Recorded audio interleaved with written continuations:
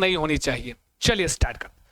आज ये वाला पार्ट जो अक्सर हम लोग नहीं जानते हैं, उदात्त अनुदात्त स्वरित परीक्षा में आता है भैया, सही बता रहे, तो परीक्षा में पूछता है उदात्त अनुदात्त स्वरित से कैसे प्रश्न पूछता है, होता क्या है, आइए हम सीखते हैं, है कि नहीं। उदात्त, अगर ये पहले तो जान लो, ये जो उदात्त अनुदात्त स्वरित है ये है क्या। उदात्त अनुदात्त स्वरित ये आपका स्वर है। कहे सर आपने तो हमको अच पढ़ाया था, आ ई उ री री ए ओ ऐ ओ, ये कहां से आ गया। और ये वैदिक स्वर है। संस्कृत एक लौकिक संस्कृत, एक वैदिक संस्कृत। लौकिक संस्कृत में आ ई उ री री पढ़ते हैं, यहाँ पर हम जो स्वरों के वहां ह्रस्व दीर्घ प्लुत पढ़ते हैं, और वैदिक संस्कृत में हम उदात्त अनुदात्त स्वरित को जानते हैं। बोलो हाँ की ना। ये जो उदात्त अनुदात्त स्वरित है बाबू, इसके बारे में जान लो, उदात्त क्या होता है कि नहीं।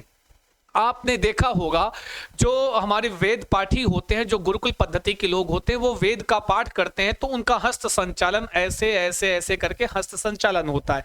तो उनका जो हस्त संचालन होता है उसका रीजन है ये उदात्त अनुदात्त स्वरित का होना। जो भी वैदिक मंत्र होते हैं उसमें उदात्त अनुदात्त स्वरित वर्ण पाए जाते हैं, उनके उच्चारण के आधार पर हाथ का संचालन किया जाता है। आपकी परीक्षा में जो पूछता है वो बता रहा हूं। पूछेगा उच्चैः रुदात्तः क्या है, तो उदात्त स्वर है कि नहीं। या दे देगा उच्चैः डैश डैश डैश, तो क्या बोलोगे, उदात्त। उदात्त को क्या कहते हैं, उच्चैः रुदात्तः। बोलो सभी लोग, उच्चैः रुदात्तः। अरे बोलो उच्चैरुदात्तः। उदात्त तो क्या बोलना है, उच्चैरुदात्तः।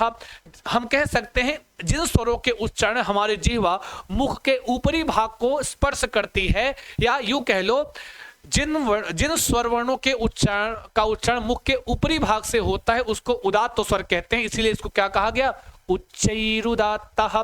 परीक्षा में दे देगा उच्चैः डैश डैश डैश, ऑप्शन में उदात्तः अनुदात्तः स्वरितः, तो क्या लगाओगे, उच्चैः का उदात्तः। क्लियर है ना।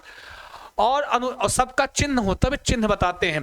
अनुदात्त स्वर नीचैरनुदात्तः, नाम से ही पता चल गया, जिन वर्णों का उच्चारण मुख के निचले सतह से होता है उसको अनुदात्त स्वर कहते हैं। संस्कृत में कहा गया नीचै डैश डैश डैश, क्या बताओगे, अनुदात्तः, नीचै अनुदात्तः। क्लियर है ना बात, आगे आओ। फिर तीसरा है स्वरित। स्वरित क्या होता है, तो संस्वरित के बारे में कहा गया स्वरितः समाहारः। अरे बोलो भाई, देखो तो बोलो भी, स्वरितः समाहारः, उच्चारण करो, स्वरितः समाहारः। परीक्षा में तुम्हारे देगा स्वरितः डैश डैश डैश, क्या होता है, उदात्तः अनुदात्तः समाहारः या अंतस्थाः। तो ऑप्शन कौन सा, स्वरितः समाहारः। सा से स्वरिता, सा से समाहारः। कितना आसान है, ट्रिक से याद कर लोगे, बोलो हाँ कि ना, है कि नहीं। अब आइए इनकी चिन्ह व्यवस्था बताते हैं। इनका चिन्ह होता है, माना हम एक स्वर लिख रहे हैं, ये लिखा हुआ है आ, हम आपको वेद मंत्र नहीं बता रहे हैं, हम आपको तरीका सलीका थोड़ा सा बता रहे हैं। जैसे आ है, एग्जाम्पल, जैसे आ है तो आ के ऊपर अगर ऐसे खड़ी रेखा है तो इसको कौन सा स्वर कहेंगे, उदात्त स्वर है। कैसे पहचानोगे उदात्त स्वर है, यदि किसी स्वर के ऊपर खड़ी रेखा है तो वह उदात्त स्वर कहलाएगा।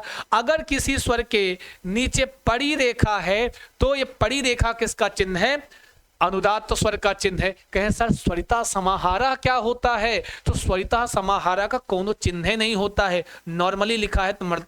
तो वेदों में अगर नॉर्मल आ लिखा है, नॉर्मल स्वर है, तो स्वरित स्वर कहलाता है। क्लियर है ना। उच्चैरुदात्तः नीचैरनुदात्तः स्वरितः समाहारः, तीनों याद हो गए ना। और सबका चिन्ह क्या है, उदात्त स्वर में ऊपर खड़ी रेखा, अनुदात्त स्वर में नीचे पड़ी रेखा, और भैया स्वरित का कोई चिन्ह। पूछता है किस स्वर का कोई चिन्ह नहीं होता है, तो क्या बताओगे, स्वरित स्वर का कोई चिन्ह नहीं होता है। बोलो हाँ कि ना। आशा है ये तीन स्वर उदात्त अनुदात्त स्वरित ये आपको समझ में आया होगा। आया हो तो कमेंट बॉक्स में बताओ, और प्रश्न कैसे पूछता है मैंने आपको बता दिया। थैंक यू सो मच मेरे प्यारे विद्यार्थियों, है कि नहीं।